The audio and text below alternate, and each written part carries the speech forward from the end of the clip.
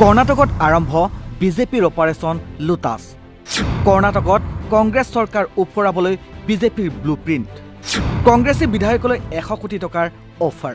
গায়পতি কংগ্ৰেছ বিধায়কক 100 কোটি টকাৰ প্ৰস্তাৱ দি অপাৰেশ্যন লোটাছ চলাইছে ধধান্য বিজেপিয়ে।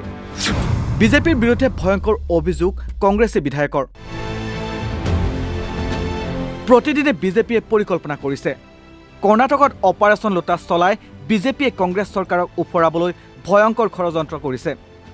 আৰু এই ষড়যন্ত্ৰক ৰূপায়িত কৰিবলৈ বিজেপিয়ে কংগ্ৰেছী বিধায়কক গায়পতি 100 কোটি টকা দিয়াৰ প্ৰস্তাৱ আগবঢ়াইছে। এই বিস্ফোৰক আৰু গুৰুতৰ অভিযোগ উত্থাপন কৰিছে কৰ্ণাটকৰ এগৰাকী কংগ্ৰেছী বিধায়কে।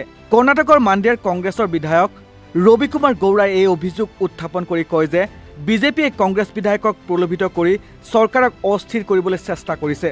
তেওঁ দাবী কৰে যে কংগ্ৰেছ বিধায়কক 100 কোটি টকাৰ প্ৰস্তাৱ দি প্ৰলোভিত কৰাৰ প্ৰচেষ্টা চলাইছে বিজেপিয়ে। সাহসীয় দলৰ গৌৰাই কৰ্ণাটকত সিদ্ধাৰামাইয়া নেতৃত্বাধীন চৰকাৰখনক অস্থিৰ কৰাৰ বাবে বিজেপিয়ে অপাৰেশ্যন লোটাছৰ চেষ্টা চলোৱাৰ অভিযোগ উত্থাপন কৰিছে। উল্লেখ্য যে ইয়াৰ পূৰ্বে কৰ্ণাটকৰ কংগ্ৰেছ চৰকাৰখন অস্থিৰ কৰিবলৈ বিজেপিয়ে কংগ্ৰেছ বিধায়কলৈ 50 কোটি টকালৈ প্ৰলোভন দিয়াৰো অভিযোগ উঠিছিল। বিজেপিয়ে এতিয়া 50 কোটি টকাৰ পৰা 100 কোটি টকালৈ পৰিমাণ বৃদ্ধি কৰিলে।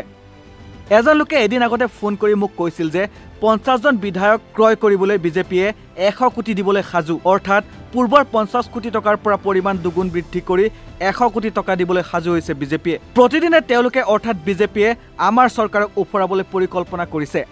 50 কোটি টকাৰ পৰা তেওঁলোক এতিয়া 100 কোটি টকাৰ অফাৰলৈকে গৈছে। কিন্তু আমাৰ চৰকাৰ সুস্থিৰ, মুখ্যমন্ত্ৰীও শক্তিশালী, কংগ্ৰেছ বিধায়ক গৌৰাই কয়। তেওঁ দৃঢ়তাৰে কয় যে বিজেপিয়ে কোনো কংগ্ৰেছী বিধায়কক প্ৰলোভিত কৰিব নোৱাৰিব আৰু কৰ্ণাটকৰ কংগ্ৰেছ চৰকাৰখন সুস্থিৰ আৰু শক্তিশালী হৈ থাকিব।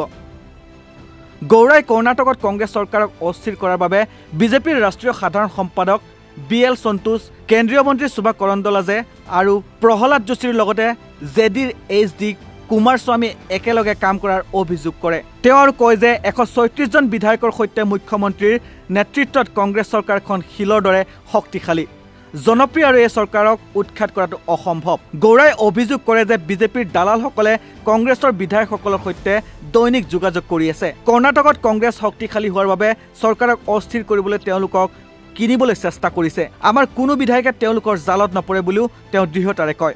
আমি প্ৰমাণ সংগ্ৰহ কৰি আছো আৰু ED আৰু CBIক গতাই দিম। আমি তেওঁলোকক নগদ ধনেৰে ধৰিব বিচাৰো। মোক ফোন কৰা ব্যক্তিজনৰ অডিঅ' মোৰ হাতত আছে আৰু তেওঁ এতিয়া নাৰ্ভাছ অনুভৱ কৰা উচিত। আমি এক সঠিক সময়ত মুকলি কৰিম, বিধায়ক গৌৰাই এইদৰে কয়। কংগ্ৰেছৰ বিধায়ক ৰবি কুমাৰ গৌৰাৰ এই অভিযোগে কিমান সত্য সেয়া পৰৱৰ্তী সময়ত স্পষ্ট হ'ব। কিন্তু মহাৰাষ্ট্ৰৰ দৰেই কৰ্ণাটকতো যে বিজেপিয়ে চৰকাৰক উৎখাত কৰি নিজৰ চৰকাৰ গঠন কৰিবলৈ ষড়যন্ত্ৰ নকৰিব, সেই কথা ওলাই কৰিব নোৱাৰি। News desk report, north east নাও।